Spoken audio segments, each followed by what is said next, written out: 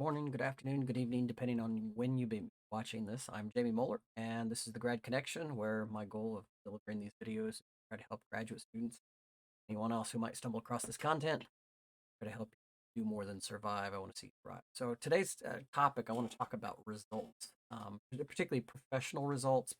I mean, you could talk about results in any of the four areas of life, five areas, whatever, however you want to define it. But I want to talk about results that generate value. So first of all, I want to talk about results that add value.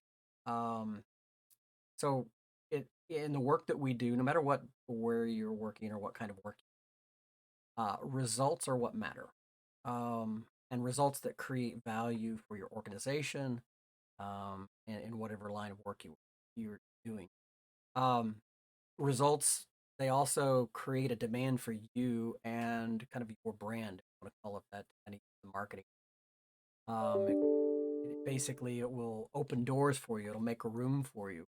I think something that I like, Garrett J. White has said before, and in some of his early videos, I had heard him say, it's not really about trying to hit home runs. It's about consistent singles every day, right? Just doing just hit a single every day.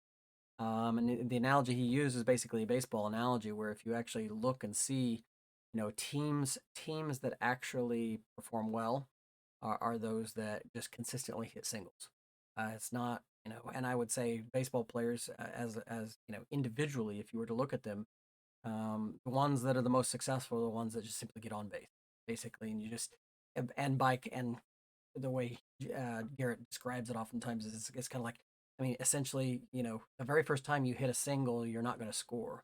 And maybe not even the second time are you going to score, or the third time, but that fourth time, you're going to score. And then every time you hit from then on, you're going to score. As opposed to if you're just swinging for the outer banks of the park every time, you're probably only going to get only get a home run every now and then.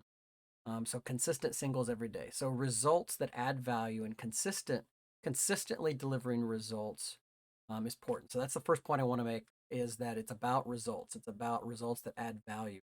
In the work that I do with graduate students, to me, results are seeing graduate students being able to navigate higher ed and be able to walk across that stage and degree, overcoming whatever obstacles might come their way.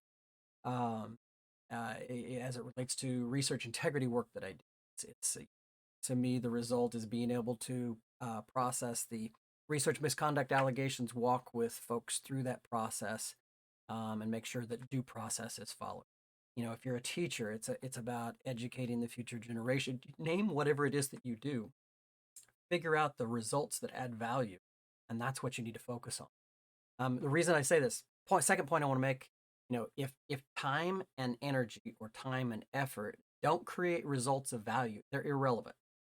I think back to my early days when I was teaching, particularly, and then what comes to mind is what I think, doing raster imaging, that is, doing digital painting, is actually really difficult, particularly in tools like Photoshop and stuff. Particularly if you're using a mouse. Now, if you have a touchpad or whatever, it's easier, but still, and I can remember back, you have two students, and invariably, one of the students would create an image that doesn't look real great, but they would, but I spent so many hours and so much effort. I did all this. It was irrelevant because the image sucked, right? It didn't matter. And that's kind of my point, is time and energy really, and it's a precursor to results. But if there's no results to follow, all the effort in the world, all the energy in the world, it doesn't matter. It's irrelevant. It's not going to get you attention. It's not going to open doors. And I think back to, also another. I have this posted on my wall at work, in the office. And this is the quote, and I wrote this at one point about being the first one to the office or the last one to leave means little if you're not producing results. So rather than, and I can think back to my early days as a faculty member, I'd be, oftentimes I was the first one there, and oftentimes I wouldn't say I was always the last one to leave, but nevertheless, I was always the first, earliest ones there. And I thought, well, where's everybody at? Well, now all of that would have been useless, and it wouldn't have mattered at all if I didn't produce results. right? And that's kind of my point with the second thing. It's, I appreciate the time and energy people spend on things, but if you're not producing something of value that creates that somebody desires, it's going to be really hard to. It's hard to justify the time and energy don't make the. Now, given that we're kind of post COVID, thinking about this idea of being in the office. I think one of the things that we've learned in COVID, at least, now that's not to say I know there are a lot of people that work remote and have worked remote before COVID ever existed, but I think what COVID has shown us is two false assumptions. Number one is that being present guarantees that work is getting done. And if you've been around any office environment for very long, if you've been in the work world very long, just because somebody shows up and is physically there doesn't mean anything's getting done. Again, results.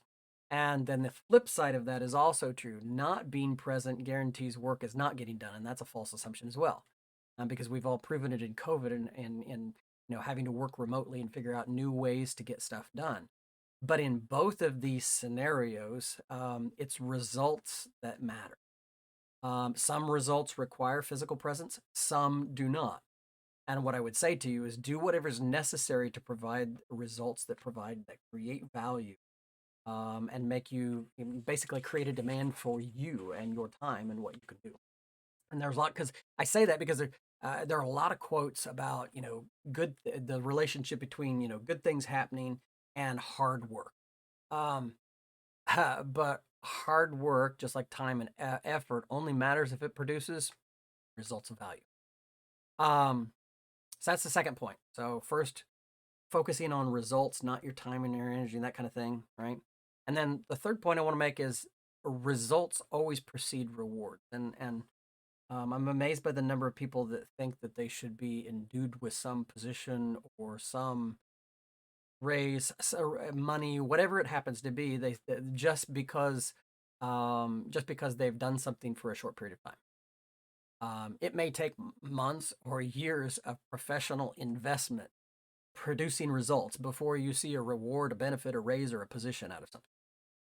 It requires germination time, and the problem is, or the challenge is that germination time is different in every scenario.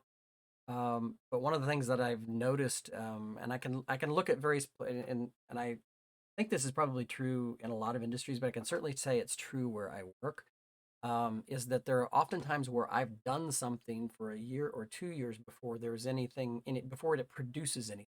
So in other words, I'm attempting to fill a void, to meet a need, to do something that needs to be done that maybe nobody else will do for a period of time, and I may do that for a period of time before it ever materializes. And sometimes it might not materialize, but usually it does, right? It materializes. So an example is that in most of the leadership positions that I've been in, I've served in an interim capacity, kind of as a proving ground before there was ever a promise that I would have. I mean, even going back to beginning as a faculty member, I came right out of a graduate degree, and there was not a tenure track position available, and so there was a lecturer position, and so I basically had to invest that year and take the risk that lecturer position would turn into a tenure track position. Same thing happened with this research integrity officer position. Um, uh, uh, at least 2 years before the position became available, they needed somebody to teach the responsible conduct of research courses. So I basically decided that I was going to do that. At that time, had no vision, I wasn't looking at trying to become the research integrity officer, but that basically preceded. And so, what I would say is, oftentimes you're going to have to invest, you're going to have to generate results before any rewards, any position, any raises, promotions, all that.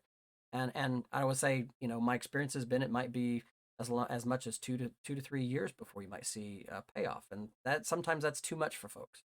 Now, the balance point to this, however, is that if you're producing results and no rewards are following, I have to ask you a couple questions. First of all, are you producing the expected results, or the results that matter, the ones that are of value? Are they within the expected time frame, right? Are you being quick enough about how you're generating real, and is it in the expected way? Are you generating, one of the early videos I talked about, that was the video on trust. And I talked about the conditions for success when you're task taking or task giving. Um, And so the question is are you generating results in the expected way? Are there and if you answer all those questions and you think you're producing the right results, that you're doing it in a timely fashion, in as good as it can be expected or even better, that you're doing it in the right way, then you have to stop and say, well, should you take your talents elsewhere? And that's a hard one to deal with. But so there's a balance between following the results, and the rewards never showing up. So there is a balance point. But I'm really talking about I've met too many. It's like encounter too many people where it's like they think immediately that they should just be able to get position X, Y, or Z, before they've actually shown any tangible results. So that's kind of the third point. Um, Fourth point that I wrote down here: results that come at the expense of relationships. Um, First of all, I don't think that if you're generating results, and you're damaging relationships in the process, I don't think it's sustainable long term, because nobody's going to want to work with you. I mean, when you're getting to produce results, you have to get tasks done, of course, but you also have to maintain relationships. And if you're burning all the bridges of relationship that you have, essentially your ability to get tasks done, particularly if you're a leader, but even if you're not, even if you're an individual contributor, at some point you're going to hit a wall, because you've just done too much damage. And particularly as far as leaders, the other thing is I think, if you put your results ahead of relationships at some point in the long term, I don't think you're going to find it rewarding.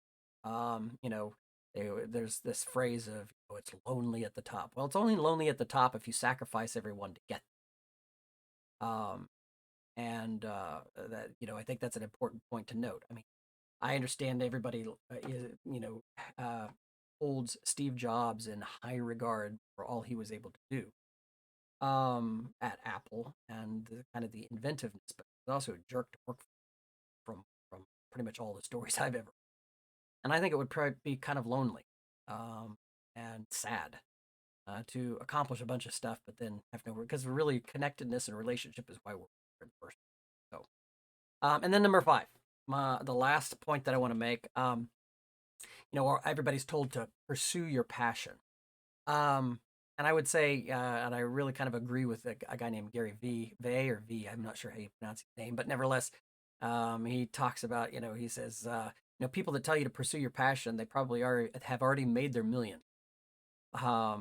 Usually it's someone who's already quote unquote made it, who's telling you, oh, pursue your passion. Honestly, pursuit of your passions only works if it produces results that are valuable to someone. Um, and if your passions push you to create results that nobody wants, you may enjoy what you're doing, but you're not going to live a very the life you're going to live is going to be you're going to be scrapping from one check to the next. I mean, there's a balance between doing something that you're passionate about and living by the means that you want to, or living at the level you want to financially. Money is not the most important thing, but it certainly is in the top two. But I think if you're doing something you're passionate about, but you can't, you're barely making it along, you're going to be miserable. If you in a high paying job that you actually hate, you find no purpose or passion in it, you're going to be miserable. The key is to find something that does both. So if you can marry up, I suppose, if you can marry up your passion, if your passions are generating something of value to someone else, there you have the perfect match. So I want to spend, and this kind of cobbled together. It's not from one individual source, but it's just something as I was thinking about what to kind of deliver this week as far as grad connection is concerned. This was kind of what came to heart and mind, was just talking about producing results. Um, and there is a balance between producing results of value and the recognition with it, but hopefully these points or tips you'll find helpful this week. So with that, I do appreciate the folks that have reached out and connected with me and so forth. It's good to see some faces and names that I haven't seen in quite a while. And again, if you're a graduate student, I'd encourage you to connect on the Facebook group called the Grad Connection.